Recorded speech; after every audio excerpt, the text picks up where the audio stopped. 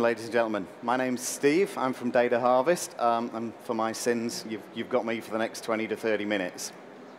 I'm Managing Director of Data Harvest Group. I'll give you just a little bit about who we are to give you some sort of idea of why we're working in Australia, and then hopefully give you some insights into what it's like to work with Australia. Can I ask, just before we go any further, is everybody here already working in Australia? Anybody already?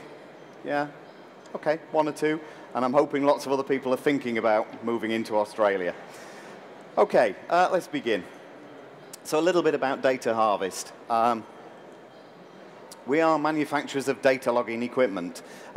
It's specifically for schools. We don't do industry, we don't do medical, we only work in the education field. And data loggers are a way of capturing information as part of a science experiment. So it's a very specific, very niche little market. And that's probably all I'm going to say about what we do specifically. What I really want to do is talk about how to work in Australia rather than what we do in Australia. To give you an idea of our size, we're an SME with the emphasis on the S. We're 28 employees in total, and we're about £3 million turnover. And in terms of our export market, you're looking at it. I do export, I get helped by lots of people back at the office, but I'm generally the one who's on the aeroplane traveling around the world. We design, we manufacture, we market, and we sell. So we're sort of a one-stop shop. Yes, there are some products that we buy in and sell in the UK market, but the vast majority of what we do is things that we design and we manufacture. We have a direct sales force in the UK. We have about 4, occasionally 5 people who are out on the road, going into schools 5 days a week, actually presenting our equipment, selling it, and then also doing the training and the support of that equipment. So it's a very sort of hands-on, direct connection to the customer.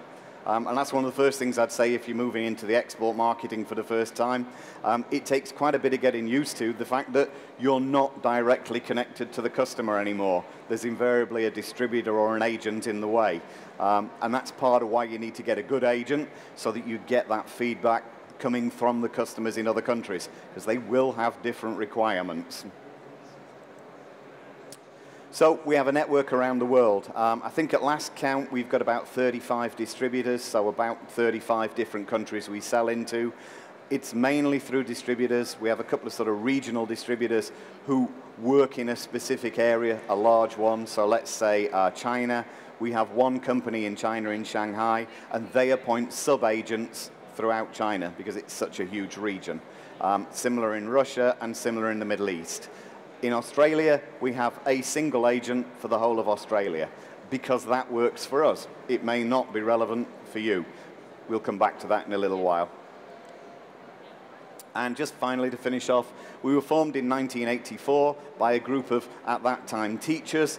They're now ex-teachers and busy running the business, and we are still privately owned. So, let's begin really. Why Australia? This is where I'm going to get shot by UKTI, because the official line of why would you go to Australia is, well, you begin by doing some market research to find out which countries are relevant and appropriate for your products and your market. And you use UKTI's, possibly their OMIS service, Overseas Market Information Service, for them to go and look at the market, do some research, come back and tell you whether your product's relevant. You might then ask them to go away and potentially look for some partners for you to work with in Australia, and they'll maybe give you 4 or 5 companies that you could go out and meet. You may then go and do a show, do a little bit more research on the ground, and hopefully from that develop a business plan as to why you might want to sell in Australia. Now I'll tell you what happened for us. Somebody rang us up and said, we'd like to sell your stuff in Australia, please. And we said, yeah, okay. And that was it. That was our full desk research and everything. Simply because we did it a long time ago and we knew no better. If we were starting today, I think we'd go down the UKTI approach and hopefully spend a little bit of money making sure that that market was worth going to. That was really important to us in hindsight.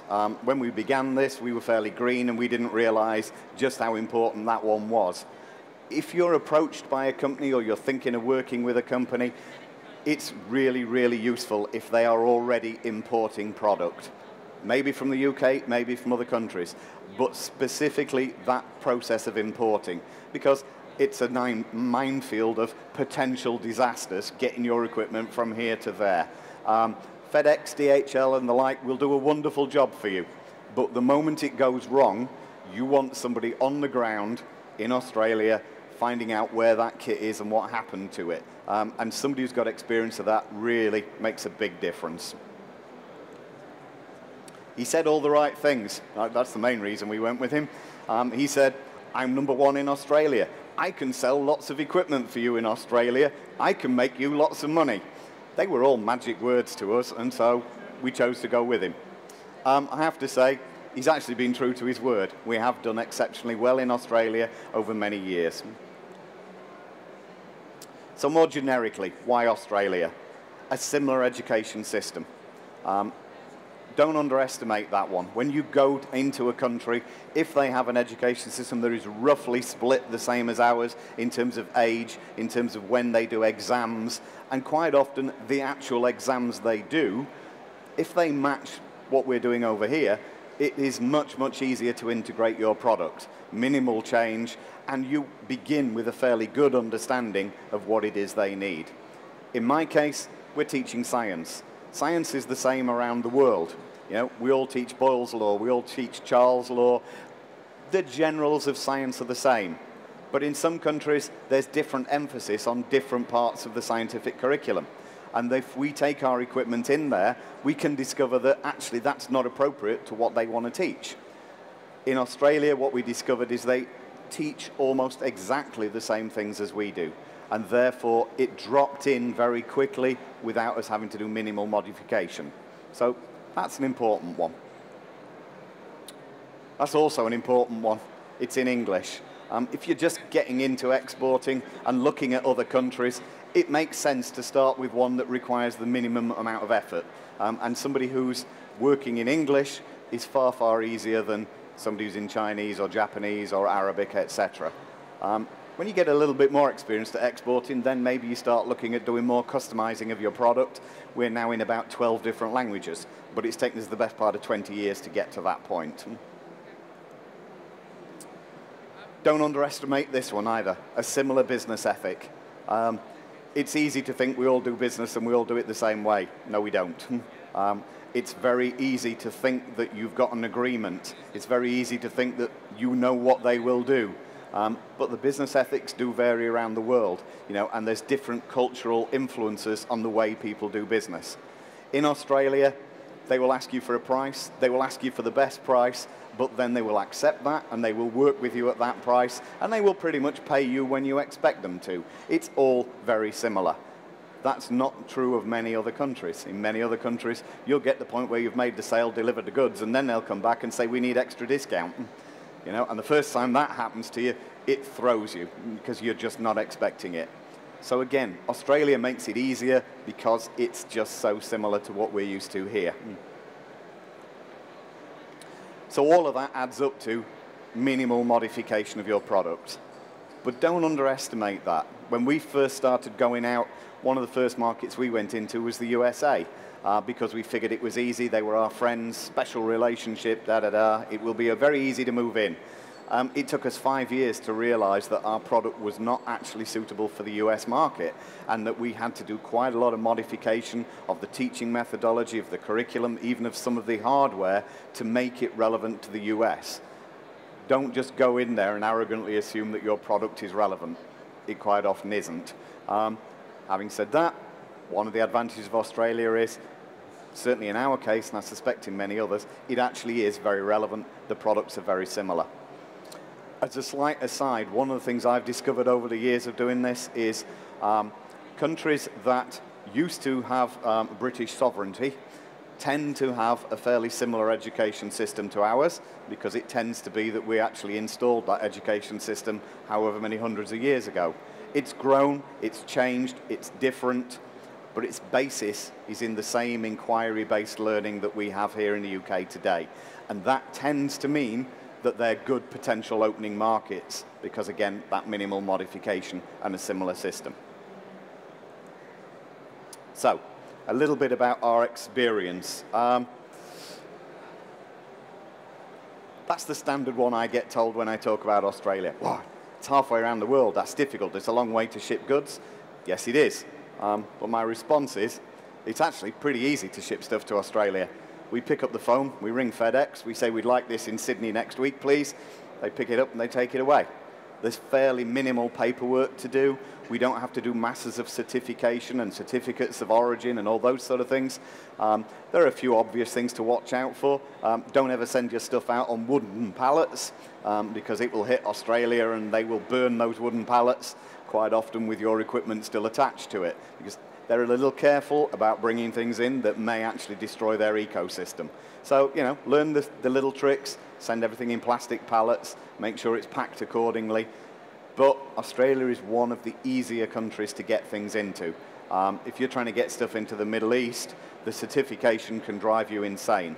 If you want to get something into Saudi, add 3 weeks just to get a certificate out of the Saudi embassy to say you're allowed to send that stuff. You know, expect that you'll have to send somebody to the embassy 4 or 5 times to get that certificate. There's none of that with Australia. Although it's a long way, it's actually pretty easy to get stuff to. For us, it's actually got even easier, and I suspect you may find the same. Our distributor is not just a buyer of our products in the UK. They buy many other products from the UK as well. And what quite often happens is they give us a call and say, here's the latest order.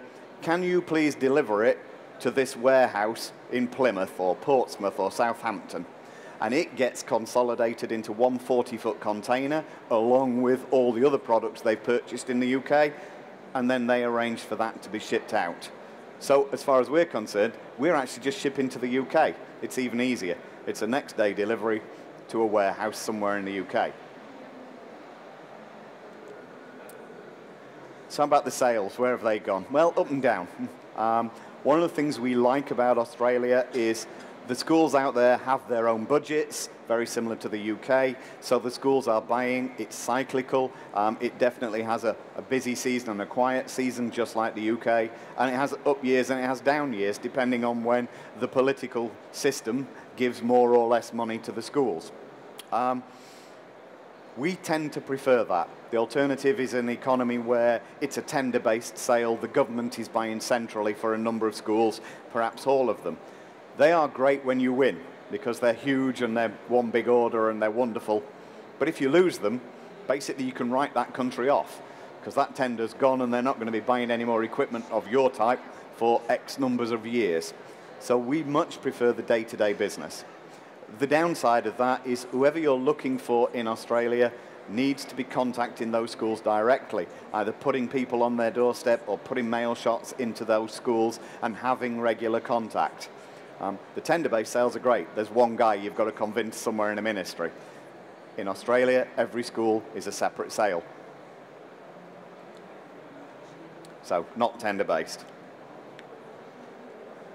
This is an interesting one. Over the last couple of years, we've seen many of the economies drop. We've seen the UK drop. We've seen most of the Western world drop.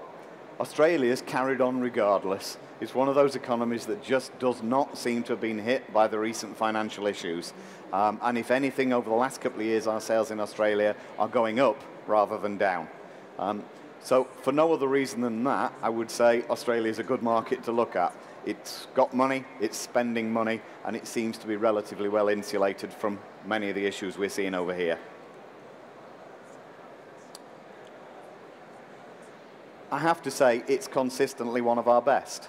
It's not always the top performer every year, because if we do get a tender for that 1 year, that country is probably our top performer, but then we'll not see anything for another 5 years. So it's very difficult to always be the top. But it's consistently in the top 5. I would say it's probably not been out of the top 5 for the last 10 years. It is a good, solid, steady market once you've got yourself established in there. So, a few tips. Do your research. I know I just told you we didn't, but having learned the hard way over many years and many different countries, it's worth research. It's worth getting on a plane at some point and going and spending some time in that country and just getting a feel for it. Because you can spend an awful lot of time trying to sell somewhere where really 10 minutes on the ground will tell you this is not really a market for our product or our service. So, yeah, I know it means lots of flights, and at some point that sounds exciting. When you get to my stage, it's, oh my God, another flight. I really don't want another one.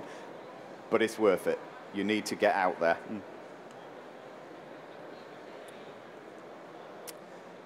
Find the right distributor. That's part of doing that research. But when you find them, stick with them. You know, over the years, I've been approached by many other companies in Australia who have promised me the world and have told me how bad my existing distributor is and how much better they will be. Unless you've got a really, really good reason, stick with that distributor. Build the relationship, because that's what's going to pay off in time. You know, and sometimes it's difficult. Sometimes they do something when you think, oh my, that's not good. Talk to them about it, resolve that issue, move forward. In 20 years of doing this, I've only lost 2 distributors, because it's about building that relationship, and particularly with Australia. The distances involved make it difficult, but, you know, visit them regularly, maintain contact. I'm fortunate, my distributor actually comes out of Australia quite a lot. He's actually, one of them is sitting in the audience today. He's here at this show, so he can catch up on, he's the guy videoing me on the iPad. He's catching up on my products, he's seeing all the other products, and so sometimes I don't have to go to Australia, it's great they come here. Other times I meet them in Thailand, I meet them in wherever there may be a major show. But if we go a couple of years without meeting, you feel that relationship starting to drop away, it will begin to affect the business. So get on the aeroplane, go and see them. This one's a really obvious one, particularly when you've spent any time in Australia. Respect the distances. Australia is huge. You know, we've got sales guys out there who think nothing about getting in the car and driving for 9 hours to see a customer. And they'll see the customer for 2 hours, and then hopefully they'll spend a night in the hotel, not the back of the car, and then they'll turn around and they'll spend 9 hours driving back again, because that's the distances involved. And I'll give you an example I was given many years ago in one of my first visits. Do not expect somebody in Perth to buy something in Sydney, because they're 4,000 kilometers away. To give you a perspective, that's here to our man in Jordan away. Would you buy from Jordan without seeing the goods, without knowing the company? Probably not. So if you've got a distributor in Sydney and they're only in Sydney, don't really expect sales anywhere but Sydney and the surrounding few hours near to it. If you want sales on the opposite coast, you need them to either have an office in the opposite coast or you need another distributor on the opposite coast. Yeah? It's huge. There's very small density of people. They're on the edges. You need people in those sort of urban conurbations. Sydney's good because it actually, in effect, gets you most of one side of the country. But if you want the stuff in the middle, and if you want the stuff at the edge, you probably need extra people. My distributor is great, he's gradually expanding, and we're now getting people in different conurbations, more people working from home, but working for the same distributor. And so gradually he's expanding his network, and my sales are going up accordingly. So again, it's about finding that right distributor. Last one. You're going to get them. When you go to Australia, the first thing that happens is that you'll be introduced and they'll go, guys, the whinging palm. And then they'll proceed to crack jokes about the British, particularly the cricket, the rugby, take your pick, whatever it happens to be. Australians like to make jokes. They're usually at our expense, but they're in good humor, and take them that way. Don't be offended by it. Make the joke back. Be fun. Enjoy them. At the end of the day, culturally, we're very similar. You know, we're very self-deprecating. We like to really have a joke at everybody else's expense. Go with it. You know, it's meant in the best of humor. Okay, that actually is pretty much everything I want to say at the moment.